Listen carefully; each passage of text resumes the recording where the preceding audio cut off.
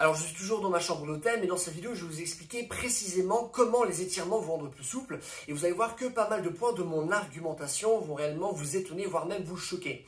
Alors la première distinction qui est excessivement importante à faire, c'est que les étirements vont à la fois avoir des conséquences qui vont avoir lieu sur le court terme et sur le long terme. Alors premièrement, qu'est-ce qui va se passer sur le court terme?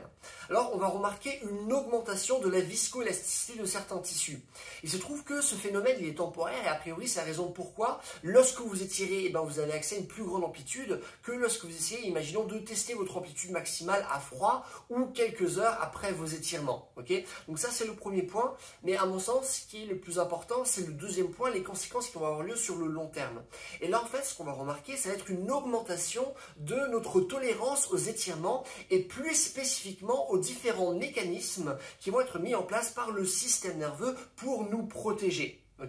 Et parmi ces mécanismes, on va retrouver par exemple la douleur. Généralement, lorsqu'on va s'étirer, on va avoir mal. Et en fait, ce phénomène, il est entièrement normal et c'est justement un mécanisme qui est mis en place par votre système nerveux qui n'a rien à faire par rapport à objectivement ce qui va se passer dans votre corps, mais c'est juste un réflexe qui est mis en place pour éviter que vous fassiez mal. Et en plus de ça, il y a d'autres réflexes qui sont mis en place, comme par exemple le réflexe myotatique. Donc ce que je vais faire, c'est que je vais premièrement parler de la douleur et deuxièmement parler de tout ce qui est réflexe myotatique. Alors en fait, ce qui se passe, c'est que, aussi de manière générale, plus l'étirement va être conséquent, plus votre système nerveux va juger cet étirement comme dangereux. Mais parallèlement à ça, plus vous allez répéter un étirement, plus il va considérer cet étirement comme normal ou moins dangereux. Et donc ce qui va se passer, c'est que puisqu'il le considère comme moins dangereux, vous allez moins ressentir de douleur lorsque vous allez faire cet étirement. Et logiquement, vu que vous allez ressentir moins de douleur, vous allez pouvoir aller plus loin par rapport à l'étirement que vous êtes en train de faire. Mais ce n'est pas un phénomène qui est objectif. C'est pas juste vous allez avoir moins de dommages musculaires et donc vous allez pouvoir vous étirer. Du coup, vous allez pouvoir avoir accès à un plus grand étirement. Ce n'est pas ça. C'est juste littéralement juste votre tolérance qui va augmenter. Mais ça n'a rien à voir avec des phénomènes qui sont purement objectifs. Ça marche. Là, on est vraiment sur le subjectif par rapport à la manière dont votre système nerveux va voir ce que vous êtes en train de faire avec votre corps. Donc voilà, donc ça c'est par rapport à la douleur. Et aussi on a tout ce qui est réflexe myotatique, c'est-à-dire que le réflexe myotatique c'est la contraction d'un muscle en réponse à son étirement. Donc imaginons ce qui va se passer, c'est que vous allez tellement étirer un muscle, le système nerveux va se dire « Oh, si tu l'étires davantage, tu vas le blesser. » Donc ce que je vais faire, c'est que je vais à nouveau le contracter pour t'empêcher de l'étirer davantage. Et ce qui va se passer, c'est que lorsqu'on va faire des étirements, non seulement le réflexe myotatique sera moins fort lorsqu'il aura lieu, et il sera moins présent de manière générale.